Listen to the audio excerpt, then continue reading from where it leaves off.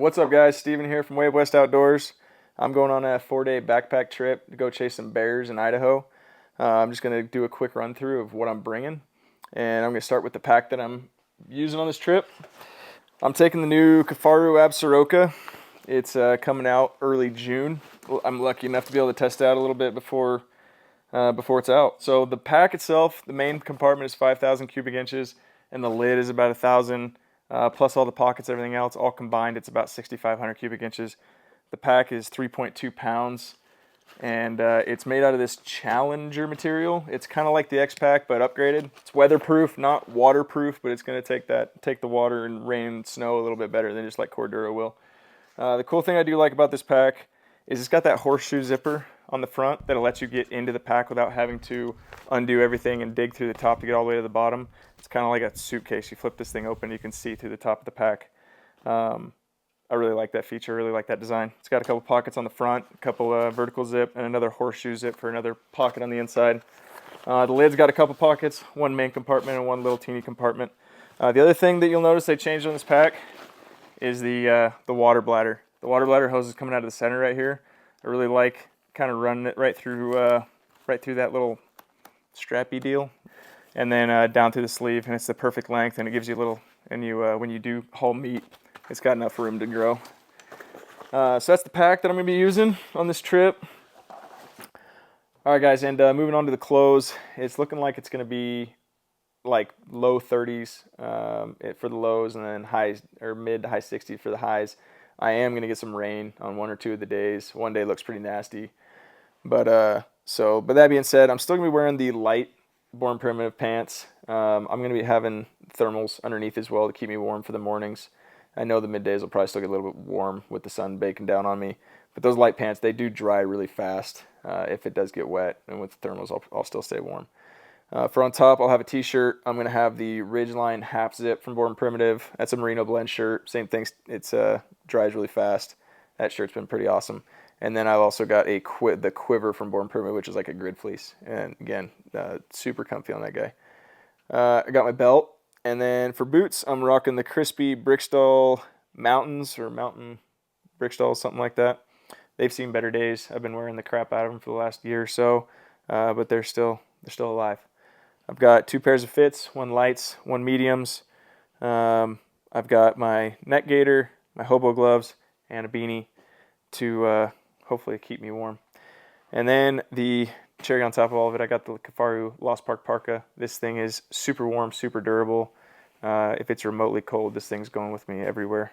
And then for the rain, I've got my rain pants and my rain jacket. Rarely do I bring rain pants, but the storm coming in, I think it's going to be necessary. Can't talk about this rain jacket or rain pants yet. That'll be for a future video. They're not quite released yet, so stay tuned for that. For the, I got my leg gaiters here. The Peaks leg gaiters I've been rocking this year. I've been really happy with them so far. Super durable. Don't really show any sign of them breaking yet. Been really happy with those. Moving on to the sleep system. I've got my Super Tarp here from Kifaru. It's a lightweight floorless shelter. And it takes about 15 little MSR stakes.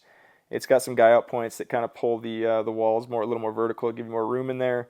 It's a mansion for one person, and then maybe 2 if you're really friendly with that second person. It gets a little tight with 2 people in there. But I'll be using my trekking poles for the poles, or a stick or something like that to keep that thing upright. Don't need to pack any aluminum or carbon poles extra for that guy. For my sleeping pad, I've got the Neo Air Light, and then my pillow as well for that. And for my sleeping bag, I've got a Western Mountaineer sleeping bag. It's a 20-degree bag. It's down, pretty dang light. I'll put the specs on the screen because I don't remember. But been really happy with this bag. Western Mountaineer, USA made. Stoked. All right, moving on. I've got poop wipes, which are actually baby wipes, because toilet paper is stupid, especially in the backcountry.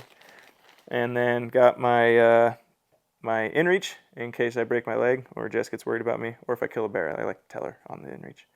I got my headlamp, a little black diamond, and then back to I got my toothpaste and my toothbrush because my wife's a hygienist and she'd kill me if I didn't bring them.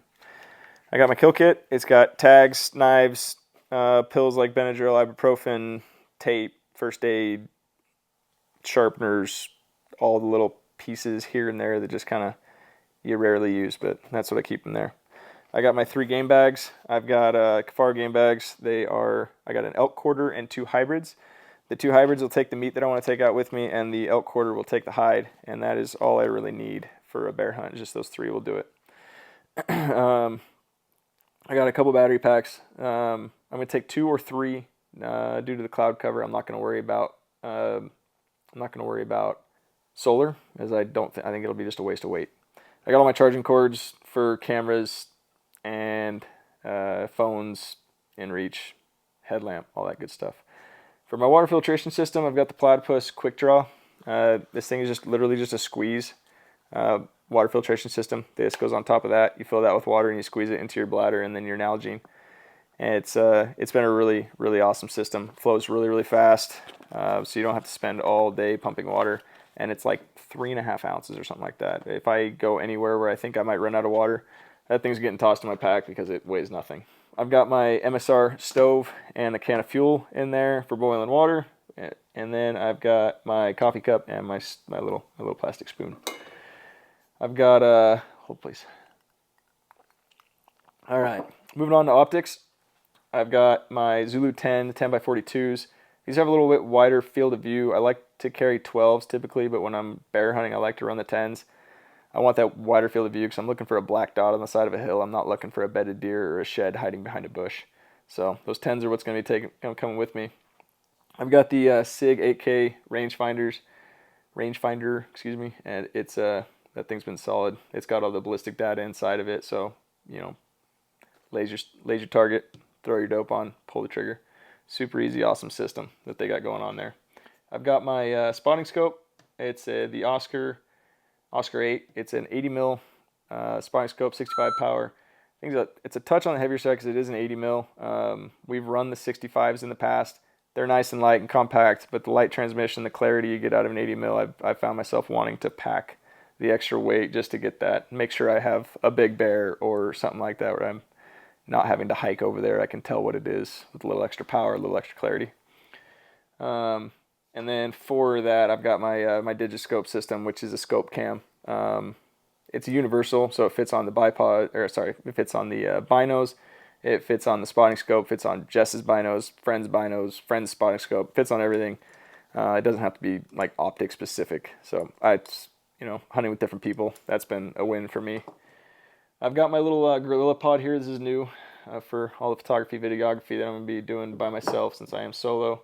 I got my tripod, same. It's a little on the heavier side, but for glassing in the wind, photography, videography, everything, having that little stouter tripod has been necessary for me. I've got my trekking poles, the Black Diamond carbon corks, and then this last trip, a little stupid rodent chewed on the top of them and pretty much took all the rubbers off all the edge. So I might be upgrading or changing or getting new ones of those soon. And then I got my sitting pad because it's gonna be wet and I don't want my butt to get wet. It's an old sleeping pad, Z pad, and it just gets cut up. And we just have one that we cut up every time we lose a sitting pad. And then for food, I got this guy times 4. For breakfast, I rock granola, protein, and a powdered milk. It's a really high calorie breakfast. It gets you going in the morning, especially that protein powder, and then that milk in there, the powdered milk. The powdered milk I use, if you do it, you got to watch out. There's a little yellow can you can get from like Walmart and stuff.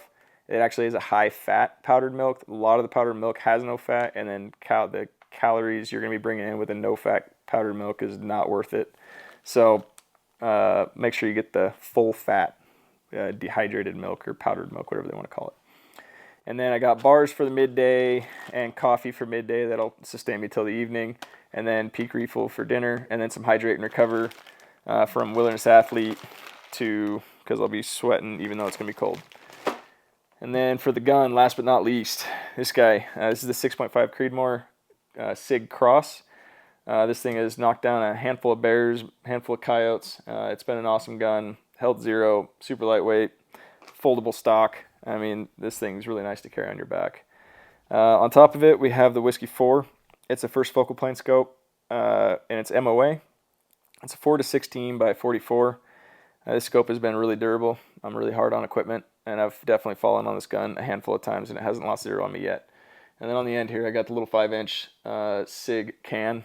It's just long enough to really take that edge off. It doesn't make it silent by any means, but it does take the edge off where if you pull the trigger and you're sitting next to the gun while your wife shoots a giant bear, it doesn't make you deaf. It doesn't even make your ears ring. So that's pretty nice. I've left that on. Doesn't affect the accuracy at all. If anything, it's going to give you a few extra FPS. And then I got a few extra rounds just in case, because if I am worried about zero, I don't want to go back to the truck because I'm going to be a long ways in there. And that is it. Not going back for that. And my Nalgene. Seen a lot of miles. It's got a lot of stickers. Like and subscribe if you want to see more content like this. And you enjoy my awkward videos about the stuff that I do. Thanks, guys. I'm out. Oh, wait. Cheers.